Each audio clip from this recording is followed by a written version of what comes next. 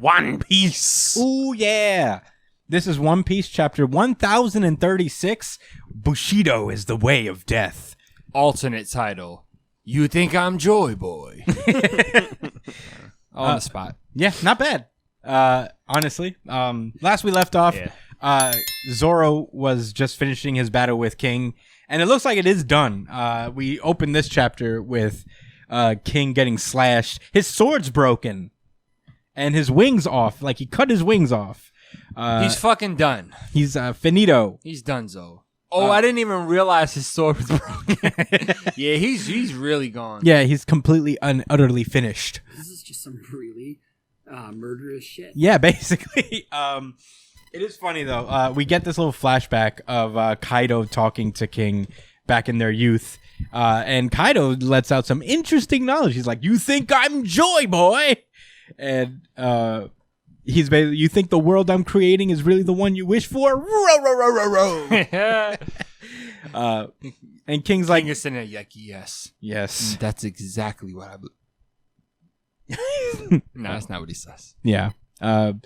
He basically vows to never lose a fight as long as he's fighting for Kaido, and he's gonna make him king of the pirates. And that's it. Oh. About that. Yeesh. Well, that happens, and then Zoro remembers his promise. He made the same promise to Luffy back in the day, saying that he'll never lose again. And I guess only one of them were able to keep their promise. Can we fact check that? Has he lost since that point to Yes. Mihawk? No. The Kuma lost fight. No, his promise was that he'll never lose a fight again from that point onward. No matter the circumstances? No matter he the didn't circumstances. specify. I mean, what counts as losing a fight? He lost to really? Kuma. Has he lost to a swordsman? He didn't specify that, though. He hasn't lost to a swordsman, But to be though. fair, he has not lost to a swordsman yet. He lost to Hody Jones. Hody isn't a swordsman, though. That doesn't- he lame didn't- That fishman. doesn't count. No. That doesn't count. He's not a swordsman. He said that I will never lose again, not I will never lose to a swordsman no, again. you missed the part where in parentheses it said To a swordsman. to a sword boy. To a swordsman. No, yeah, in the middle of it, he just, of that dramatic speech, I will never lose again to a swordsman. to a swordsman. What was that? To a swordsman. Never again. To a swordsman. So, yeah, I mean, the game's over. Zoro loads up his hockey swords again, declaring that he's going to become he might as well become the king of hell. Dope. Pretty cool Zoro moment. And then he boosts himself up with, like, he does a double jump with his swords. Fun fact, Enma is also known, like, the name means King of Hell. Yeah. So he's basically just embracing the sword completely. Yeah. Well, Crazy. So, wait. So the swords... No, there was only one sword that was draining health from him, right? Yeah, Not Enma. all of it. Okay. Because I was like, damn, if all three of them shits turned into, like, soul-sucking swords and the one in his mouth, it's like... Damn, bro. yeah. That's intense. I mean, he's lucky that it's only the one. But you see this little panel where he like streamlines back onto the thing, while one of the I guess surveillance drones that Kaido has around the Palace of Onigashima just watches this happen, and the lady announces to one of the CP0 agents that King has been defeated, and the CP0 agent is like, "Whoa, really?" And he basically lays down where we're at in terms of the battle. All the Tobiropo and all the lead performers are down, but Big Mom's still here. We still got the floating island that's about to crash into Wano, but they don't know about Momonosuke because he's like, if Luffy defeats Kaido, then the island will just crash by default. Yikes. There's also the blotch of fiery anger going down to blow up that the thing. island. Yeah, Conjuro's petty fire, man. It has Petty a name. fire booger. It has a name, doesn't it? It It's does. like Yeah, it's called unrelenting Ichiro's rage. Cage. Oh, It's like unrelenting like rage or something like that. something Some shit like yeah, that. you know, something petty like that. Ichiro's Race. Is that what it is? Yes. Yeah, it's just a phenomenon that happens, towards, like, in his arcs when it's... Oh, yeah, the race against time. The Yeah, time, yeah. the time, Yeah. timer. The inevitable bomb, the bird cage, the blah blah blah. Yes. Whatever it is. The cannon from Alabasta, who cares? And we cut to said problem as Momonosuke and Fuga are running together. Momonosuke? Derp. Yamato. Sorry. First derp of the new year, everyone. I am very sorry. Fuga and Yamato are running towards the bomb place, and Yamato orders Fuga to just straight up tackle his friend. These niggas talk like Pokemon. Did we address this? We addressed we how didn't. I don't funny think we their did. sounds are, but I don't think I said that. No. Yo, that's just... All right. Fuga! You know how I heard? All right. He made a weird sound when he got hit. Rokya. Yeah. I've never heard... All right? I don't have to explain it. No. So, I was like, let me see if they announce his name, because this is Oda we're talking about, right? And every character gets a spotlight. Yes. Every character gets deep development, even this number probably. Right. So he has a backstory for sure, and it's going to be fleshed out later in the series. Anyway, his name is Rocky, and I knew it. Look at the sound he makes. Rockya. And his name is Rocky. Rocky. Yeah. They talk like Pokemon. Yes. So he barrels down this door using his friend's body, and Yamato runs through it and commands Fuga to stay behind and keep Rocky down for him. Meanwhile, Usopp is just desperately fighting off the hordes of Yamato's men. Kaido. My brain is scrambled today. They're related. At least they're related. Yeah, I was going to say that too. Close enough. Okay, so yeah, Kaido's men are swarming Usopp, who has just gotten to where Kinemon and Kiku are. And both of them are just begging Usopp to take the other away. Oh, man. And, Usopp is just like, what? What are you talking about? Why are you, like, even concerned with this raid at a time like this? And he goes, I cling to life with snot running down my nose if I have to. I don't care if it looks pathetic. I survive. It's what I do. He said, I'm a bitch and I'm proud.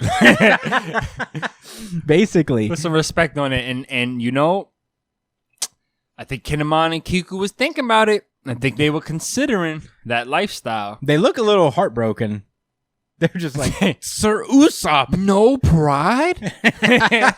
What? Zero Japanese pride? Then again, None at all? Then No again, way. Usopp is also a pirate, so he doesn't really have like a moral he's no. not supposed to be the pinnacle of moral compasses, you know? Yeah. This is pretty par for the course. Yeah. That's what you were But this saying, is a yeah. good moment for Usopp. This No, is it some really sick was. shit. Yeah.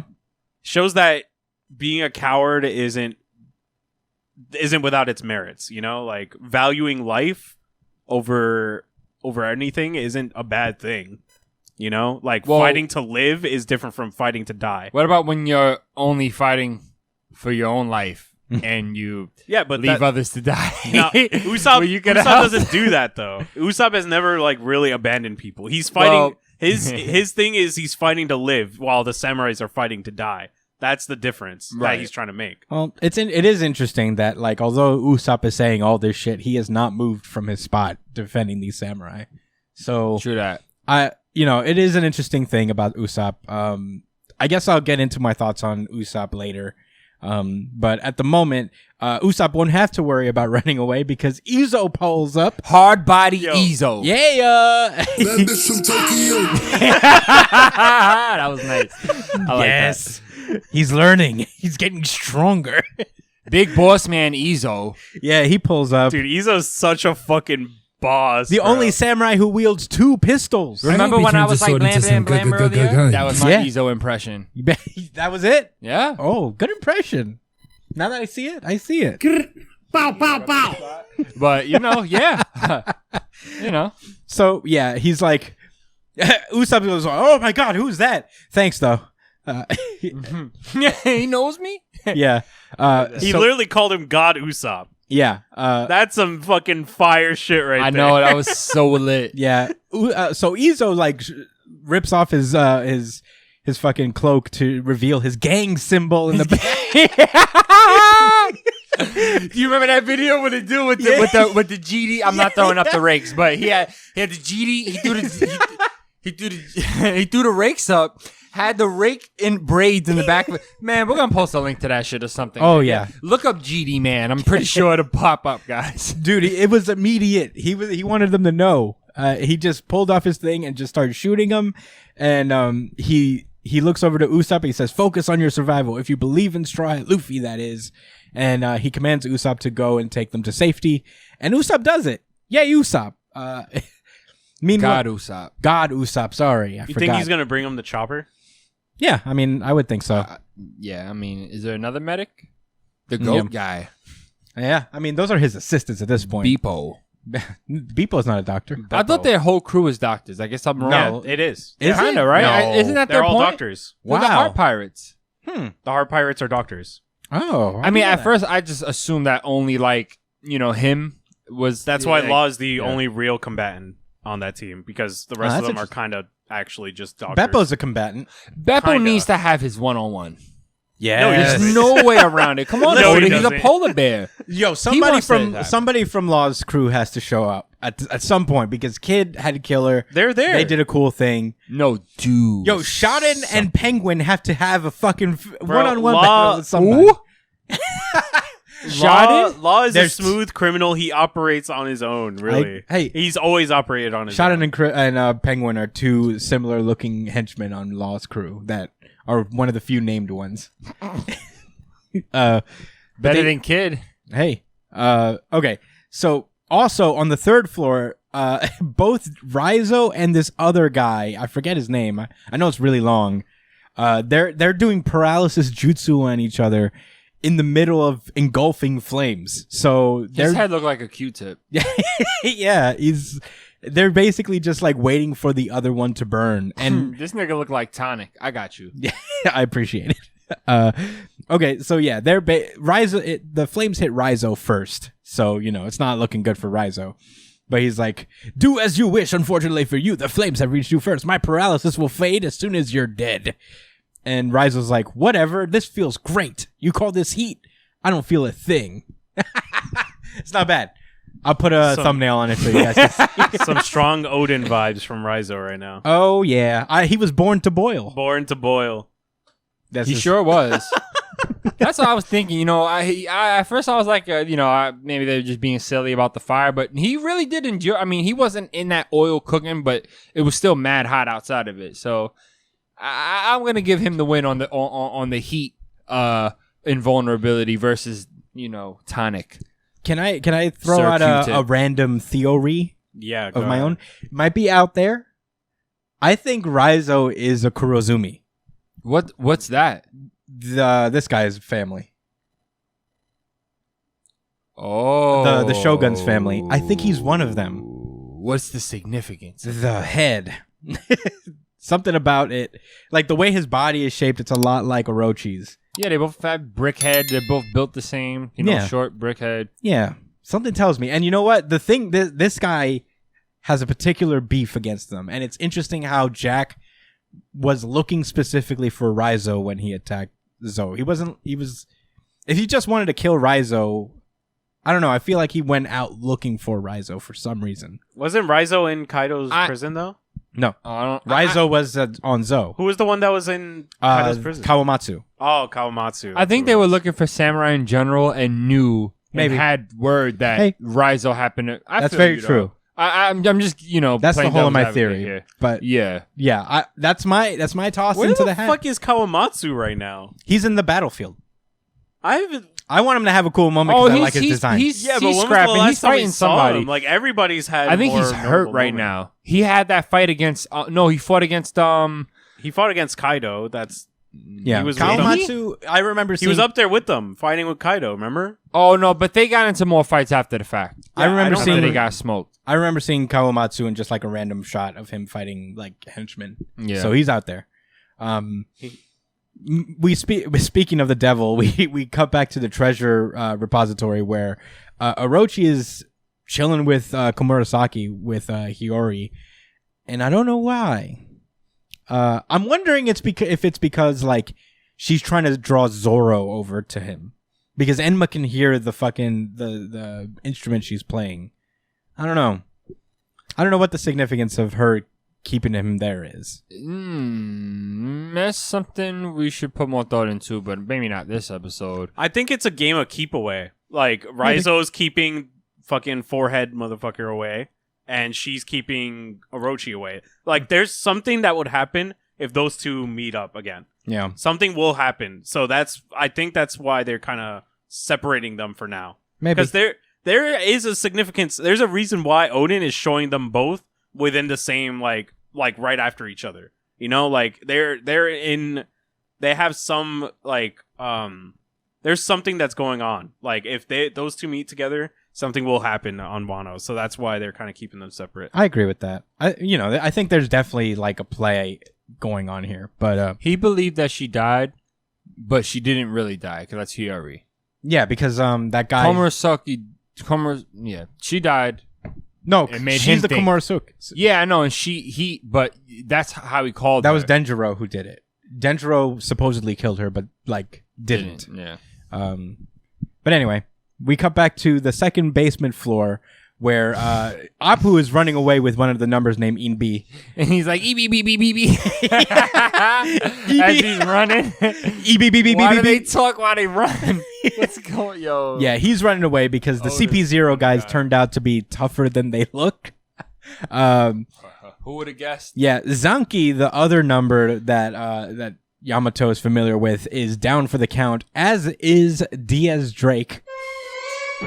He's donezo. How many times has he gotten his ass beat in this Man. one fucking arc? That's that ancient Zoan durability, bro. They just keep getting back up. I mean, not this time. Not this time. he's gonna done. get. I have a strong feeling Yeah. that all these motherfucking beast pirates are gonna get back up. I have a strong feeling that they're gonna get the fuck back You up. mean like the king and queen too? Yeah, everybody. The Tobi Roppo, all of them are gonna get back up. I have a strong feeling because These are emperors. think about it. The fucking they've mentioned before that these ancient awakened Zoans, they cannot be put down. They're gonna get back up. Like they always get back up. Like in Impel Down, those fucking the Minotaur shit, they got fucked up and they made it a point to say that they get back up. Yeah. So I have a strong feeling that these motherfuckers aren't done yet. That's very true. Who? All right. Prior to Wano, who are other ancient zones we knew? Marco, right? Marco's a mythical zone because he's a phoenix. But the distinction is that they're awakened Zoans. Awakened Zoans are the ones that get back up like instantaneously. yeah, I mean, I think at least King will be back. I never heard of that. I don't remember. I mean, I don't Impel remember Down. hearing that. It's an Impel Down, like where they mentioned that. Okay. It was a really long time ago. Yeah. But yeah, Diaz Drake is down. They're going to be chasing after Nico Robin now, apparently, and they're just getting word the lead performers are down.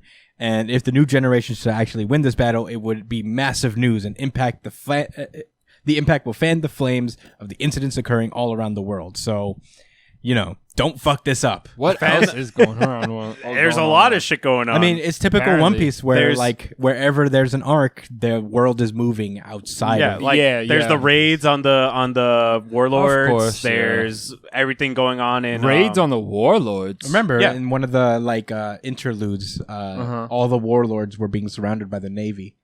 Yeah, Kobe. Wasn't that Kobe in the versus Boa? Wasn't what? Yeah, you didn't know that? Yeah. Kobe's out to capture Boa. They're hunting down Mihawk. They're hunting down Buggy. Weevil. Yeah, Emperor isn't he? I thought he was an emperor. No, he's a Yonko. warlord. And there's also everything going down at the what's it called again? The Revery's done by now, but a lot Yeah, of for shit sure. shit went down in the Reverie that we'll learn about. Mary Joa. Yeah, everything going down in Mary Joa. That's what it's called. The Red Gate. Oh, the Red Wall. Oh, the Red Line. God damn it. Get it together, man. I think Red Wall is also another Yeah, thing probably, they called it. yeah. They've called it that before. we know what you mean. But yeah, this chapter closes out with going back to Luffy and Kaido for the first time in a while. Damn it! That drop caught me off guard, but I love it so much. Yeah, Luffy and Kaido are going fucking at it, bro. Exchanging blows left and right. Very Dragon Ball How Z. long has it been since we've seen Luffy? Not been that long. Maybe like 10 chapters. Yeah, but I fucking every Damn, time Really? It only feels that way because Oda takes like 1 week off a month. So every time we take a long break from Luffy, I actually miss him. yeah, He's such a fun character. yeah. He fucking rocks the shit out of Kaido. with the rock gun, and he's actually hurting Kaido now that he's like getting the hang of the Ryu hockey. Yeah, he's not just knocking him back. Yeah. But yeah, they're both like, having fun. Kaido lets out a row, and Luffy lets out that he's having fun now, and so is Kaido. And that's where the chapter ends. Baller shit. I think they're really starting to hammer in the mirror. They're actually just mirrored personas. Like they're the same person. I wonder. Which is why he thought that Kaido was Joy Boy, and it's like, no, it ain't me. I like to laugh, but I'm a dragon. Yeah. And kind of an asshole. No, there are definitely parallels being drawn between Luffy and Kaido, especially, and how they got their most trusted crewmates within King and Zoro. It's all so like really cool. We can only make these kind of guesses because we know very little about what Kaido is or where he comes from. So I'm sure more parallels will be drawn from there. But this was a pretty sick chapter. Obviously, a lot to unpack. I guess I don't know. I don't know how the reaction to Usopp has really been, Usopp's thing, but I've heard like a couple of things about how Usopp is like taking a step backward lately in terms of his writing. And I mean, I don't know. I have like some kind of trust in Oda where I do get that like he's laying it on a little thick that Usopp is very much like an aggressive coward. An aggressive coward. Wow. But I don't know. It's something we touched on earlier, but like the draw of Usopp is that even though he is like a very big coward, he the thing that makes him a compelling character is that he just kind of sticks around. So like regardless of him being afraid. So this just isn't his arc. Yeah, like, it's not his arc. Elbaf is going to be his arc. Yeah, and he's going to have multiple 1v1s, and he's going to 100%. end up climbing up the ranks. I to think the number 2 spot. I think Elbaf is going to be capping. the Shanks arc too. I think it's so going to too. be Shanks too. But why? because I Just mean, because, or is the there... hint is that Oda is hinting that whatever comes after Wano will probably be very Shanks centric. and also Shanks's ship is kind of Nordic inspired. A little bit. You're actually right. It has like the dragon masthead. So that could be his turf, his territory. Then that's why Big Mom can't really fuck with giants. Because remember, like that's She has beef with giants? no, she wants a giant on her crew, but she can't get it. Big Mom's can't whole get thing one. is that she's like, it's kind of like forced inclusion. Like she wants, Yes. it's like her big book of just like every species that she has. yeah. She wants a giant, but she could never get it for one reason or another. And reasons unknown. I think the reason why is because that's Shanks' turf, and she can't really just That is a really waddling in interesting there theory. and getting a fucking giant recruit. Without it being some type of major beef. Yeah. Yeah. All right. That's fair. But yeah, I mean, yeah, I'm trying not to panic about like the whole Usopp thing. I feel like it may be a little too blunt the way it's being executed with Usopp, but Oda has more than enough credit with me to just kind of like just wait and see. I mean, he loves Usopp obviously as a character. Right. Like Usopp is probably one of his favorites to write. So I don't think he's like being haphazard about his development in any way. I've been rereading One Piece, and I just got done with Thriller Bark, and Usopp has had some incredible character writing, especially in the CP9 arc.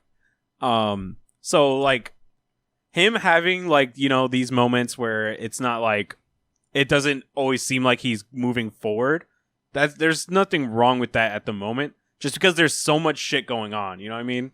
There's already so many people that need development. Like Zoro really needed some real development. Sanji is still in the middle of his like real development. He's on the tail end, but like- Yeah. It's fun. Like a lot of these characters, like there's still a lot of people who need more attention than Usopp at this moment. Like Usopp has had a lot of attention already, and I think his moment is going to come soon. But for now, I think I'm fine with Usopp, just being himself at the moment. Like just him, being the coward, being the smart guy, being the eye in the sky for the team at the moment. Mhm. He doesn't really need to be doing all that much this arc. yeah, Like it's about other people more than Usopp. yeah. My quick thought on that, just real, I'm confident because one, it's Oda, and Usopp was one of the original characters. He's like the original four, right? And then he's had major moments with Luffy and stuff. So, like I said, I think the fact that we keep getting a lot of the same stuff out of Usopp, to me, is encouraging, because it's almost like he's like lulling us into sleep. Like he's kind of like, like drawing attention away from the fact, just so he can like really focus on it at another time, but while still giving him attention. I mean, that showed maturity in what he was talking about. See, here's the thing. Usopp was I said it would be quick, but how I look at it, like Usopp was a coward before, but would front about it. I mean, he wouldn't be shy about being a coward when shit hit the fan, but he would also pump figure like he wasn't. When we first seen him after the time skip, he was talking to Nami saying, "I'm not that coward no more." Now, I'm not going to lie to you guys. I believed him. I thought Oda was really trying to make something of that. Even though they made a joke and he got scared of something like immediately after, I did really think he was going to take that step. And that didn't happen per se, maybe on a combat level where he's super confident in himself. But I do see the maturity and growth in the decisions he makes and how he talks, like post time skip. I feel like he knows how to measure himself better now. Like he knows where his strengths lie. Yeah. I mean, I guess I'll close it out because I do want to respond to that. I think what Brian said about how the samurai are like very prideful and like trying to like die for a cause as opposed to Usopp, who's fighting to live. I think there is something to that for sure. Because I think what Usopp said is like doesn't match with what he's actually doing. He's still like, as he's saying all this shit about how he doesn't care, he'll just run away. He's not ready to die. He'll like do whatever it takes to avoid it. He's still standing there, like, and I think it's less than him just like yelling about how scared he is and more trying to convince the samurai to leave together as opposed to like leaving apart, you know what I mean? Like as opposed to one sacrificing themselves for the other. And I think that's really deep. And I think like the biggest turning point in terms of Usopp's development was way back in Arlong Park when he started fighting the Fishman for the first time. He ran away immediately and he like tried to make these excuses after he got punched in the face super hard. He's like dirtying himself so he can like make up a story to Nami about how like he gave it his all and he just couldn't take it, he couldn't do it. Wow. But and he felt really shameful for that. And that's a very stark difference to his granular development where he's still scared, but in a way that makes him the bravest person because he's still there. He's among these monsters and he doesn't actually cut and run. Yeah. He will strategically retreat. But that's about tactical retreat. Yeah. But yeah, that's all I got to say about the Usopp situation and this chapter